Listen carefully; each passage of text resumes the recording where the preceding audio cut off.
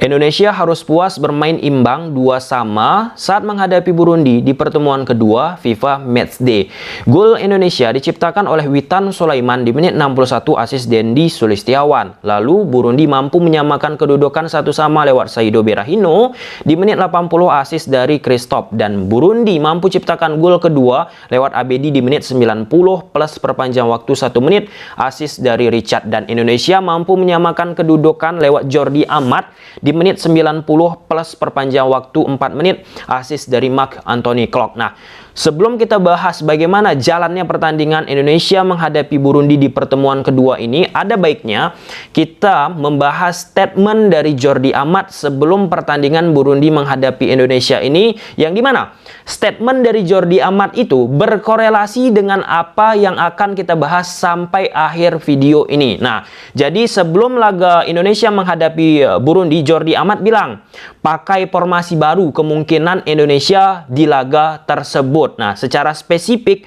Jordi Amat bilang persiapan ia berjalan baik, kami berlatih dengan formasi baru hari ini, kemarin maksudnya itu teman-teman, dengan sejumlah perubahan, dengan salah satu formasi siap dimainkan. Kita akan lihat mana yang dipilih oleh pelatih besok. Ada key point satu yang penting untuk kita pahami, dengan sejumlah perubahan. Artinya ketika ada perubahan dilakukan oleh Coach Sintayong bersama timnas Indonesia, butuh adaptasi lagi. Perubahan itu dicoba untuk mengetahui apakah itu ampuh 100% teman-teman dengan laga-laga uji coba.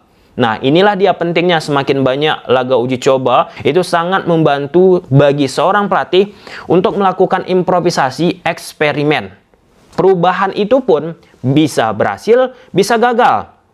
Kalau misalnya berhasil, ya kita berikan apresiasi. Kalau misalnya gagal, artinya ada perlu perbaikan untuk laga-laga yang akan dilakoni oleh Indonesia jika menggunakan pola tersebut. Oke, kita masuk dulu ke grafis taktikal. Kalau kita lihat Burundi, mereka ubah pola mereka jelas. Di pertemuan pertama, mereka gunakan pola 4-2-3-1 atau bisa berubah menjadi 4-3-3. Nah, di laga ini mereka gunakan pola 1-3-5-2.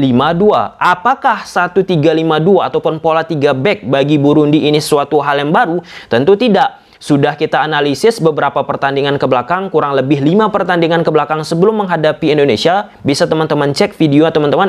Ini formasi biasa bagi timnas Burundi. Timnas Burundi pun dengan skema 3 back ini tetap template bagi timnas Burundi. Mereka kesulitan untuk membuild up serangan. Lihatlah ketika sudah melewati middle third masuk ke final third, itu jelek banget passing mereka. Salah passing. Kesulitan untuk membangun serangan. Nah, ketika mereka tanpa bola teman-teman, mereka akan merubah pola menjadi 5 pemain di belakang. Inilah kesulitan bagi timnas Indonesia ketimbang Burundi menggunakan 4 back di belakang seperti di pertemuan pertama. Kenapa? Karena wingback ini mereka akan turun ke belakang untuk membantu 3 back di tengah bagi timnas Burundi. Artinya kelebaran yang coba diciptakan oleh pemain-pemain Indonesia tidak akan seperti naturalnya di pertemuan pertama mendapatkan ruang. Nah, di momen ini Yakob Sayuri bermain di sisi half space, Stefano Lillivali bermain di half space, Yance ini akan jaga sisi lebar lapangan. Artinya ketika Yance bergerak dari posisi kanan udah siap ditutup oleh Aaron.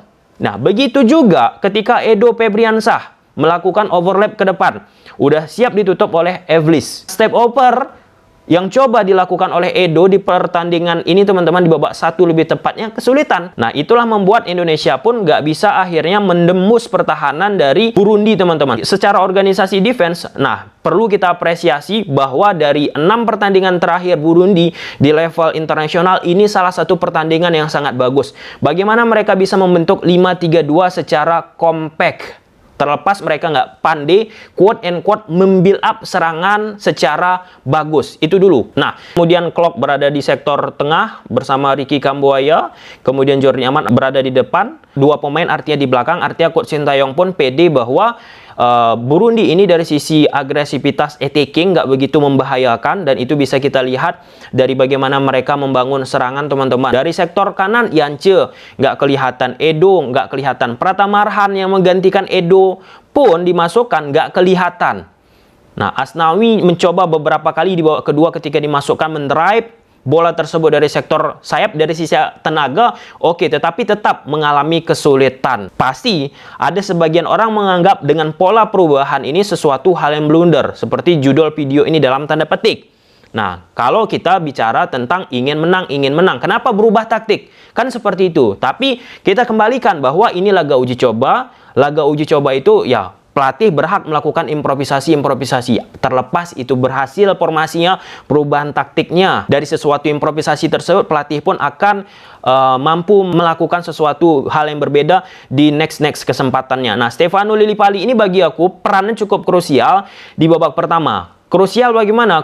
Stefano yang bergerak di sisi sektor half space, teman-teman, sering beberapa kali coba mengikat posisi pemain terluar dari Burundi ini. Tapi hal tersebut bisa diantisipasi. Karena apa tadi? Karena pemain Burundi pakai 5 pemain di belakang. Dari sisi agresivitas sebenarnya Indonesia pun full attacking, teman-teman. Yance coba lihat, naik tinggi banget. Walaupun ya naturalnya dia sebagai pemain pasti akan berhati-hati juga untuk melakukan attacking ke depan. Edo Febriansah yang ya sengaja memang bagi aku Coach Sintayong memainkan Edo untuk membantu agresivitas dari sektor kanan, karena Stefano lebih banyak bermain ke tengah. Stefano ini selain membantu attacking, dia juga membantu pemain tengah dari timnas Indonesia. Kenapa? Karena dari sisi numerikal Indonesia kalah menghadapi 3 pemain dari Burundi di tengah. Oleh karena itu Stefano yang bermain di sisi half space sering masuk ke tengah, baik itu pada saat attacking ataupun ketika bertahan. Nah, lalu ketika Indonesia tanpa bola, gunakan pola 4-4-2. Bagi Burundi, mereka sangat bergantung banget dengan posisi nomor 14 ini, Jospin. Kenapa?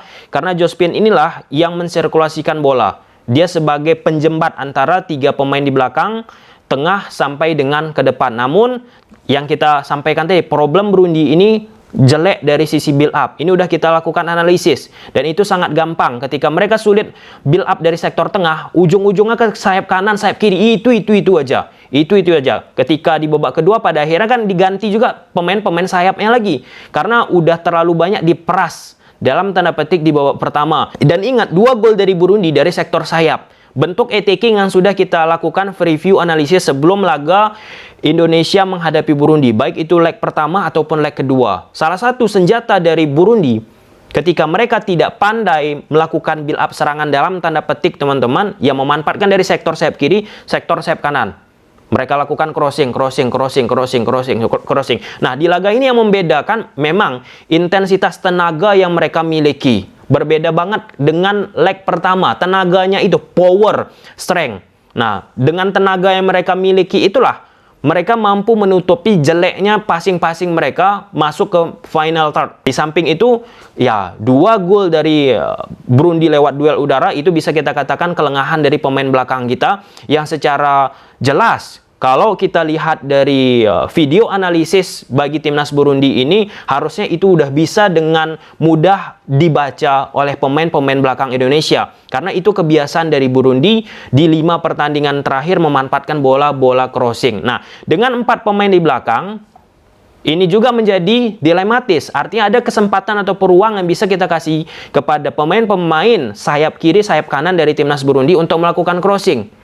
Nah, beda cerita dengan Burundi pakai 5 pemain. Artinya permainan lebar lapangan coba ditutup, dan itu berhasil. Dan 4 pemain di belakang perlu space lagi, perlu waktu untuk melakukan penutupan kepada pemain-pemain yang mencoba melakukan crossing, karena 4 back dari Sintayong ini bermain lebih merapat ke tengah, menjaga kekompakan di tengah. Artinya ketika bola itu digeser ke sektor kiri, digeser ke sektor sayap, pemain yang merapat 4 di tengah ini, teman-teman, harus bergerak kembali menutup pemain dari wingback dari Burundi. Nah, di babak kedua kemudian Coach Sintayong di babak kedua memasukkan pemain, salah satunya menggantikan Stefano Lillipali, yang secara nature peran yang aku sampaikan di papan taktik tadi memang case close, sulit bagi Stefano Lillipali, karena ini taktik dari Coach Sintayong dimasukkan Witan Sulaiman, dan lebih jelas ya bagaimana bentuk permainan dari timnas Indonesia dengan pola yang ketika bertahan 4-4-2, ketika attacking banyak banget pemain di atas, teman-teman. Itu istilahnya positional